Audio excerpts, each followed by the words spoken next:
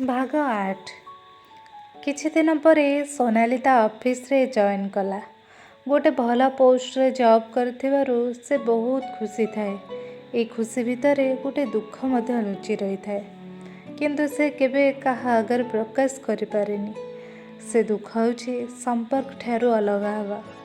ସୋନାଲି ସମ୍ପର୍କ ଠାରୁ ଅଲଗା ହେବାର କିଛି ବର୍ଷ ବିତି ଯାଇଥିଲେ ବି ସେ କେବେ ବି ସମ୍ପର୍କକୁ ଭୁଲି ପାରିନଥିଲା। ସମ୍ପର୍କ ସୋନାଲିର ମନ ଭିତରେ ଏବେ ବି ଥିଲା।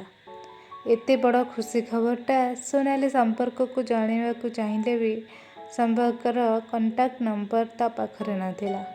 ତେଣୁ ସୋନାଲି ସମ୍ପର୍କର କଣ୍ଟାକ୍ଟ ନମ୍ବର କଲେକ୍ଟ କରିବା ପାଇଁ ତା'ର କିଛି ପୁରୁଣା କଲେଜ ସାଙ୍ଗମାନଙ୍କୁ ଫୋନ୍ କଲା, କିନ୍ତୁ କାହା ପାଖରେ ସମ୍ପର୍କର ନମ୍ବର ନଥିଲା। ତେଣୁ ସେ ମନ ଦୁଃଖରେ ତା ରୁମ୍ରେ ଆସି ବସିଥାଏ।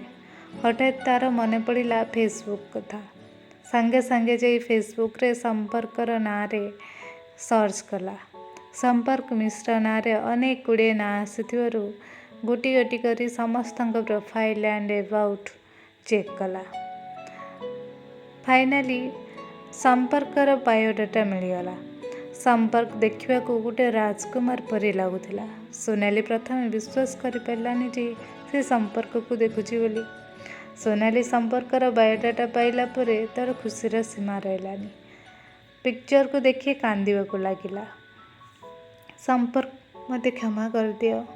ମୋ ନିଜ ପାଇଁ ତୁମକୁ ମୋ ଠାରୁ ଅଲଗା ହେବାକୁ ପଡ଼ିଲା। ତାପରେ ସାଙ୍ଗେ ସାଙ୍ଗେ ସମ୍ପର୍କକୁ ମେସେଞ୍ଜରରେ ଗୋଟେ ହାଏ ମେସେଜ୍ ସେଣ୍ଡ କରିଦେଲା।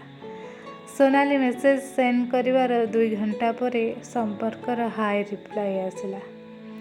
ଆର୍ ୟୁ ନୋ ମି? ସୋନାଲି କହିଲା, ୟେସ୍ ସମ୍ପର୍କ, ମୁଁ ସୋନାଲି। କେଉଁ ସୋନାଲି? ମୁଁ ତ ସୋନାଲି ନାଁରେ କାହାକୁ ବି ଜାଣିନି। ସମ୍ପର୍କ, ତୁମେ କ'ଣ ସତରେ ମୋତେ ଜାଣିପାରୁନ, ନା ନ ଜାଣିବାର ଅଭିନୟ କରୁଛ? ନା, ସୋନାଲି ନାଁରେ ତ ଅନେକ ଝିଅ ଅଛନ୍ତି। ତୁମେ କେଉଁ ସୋନାଲି? ଆଉ ମୋତେ କେମିତି ଜାଣିଲ? ମୋତେ ନ ଜଣାଇଲେ ମୁଁ କେମିତି ଜାଣିବି? ଏହି ଭାଗଟି ଆପଣମାନଙ୍କୁ କେମିତି ଲାଗିଲା କମେଣ୍ଟ ବକ୍ସରେ ନିଜ ମତାମତ ଦେଇ ନିଶ୍ଚୟ ଜଣାଇବେ।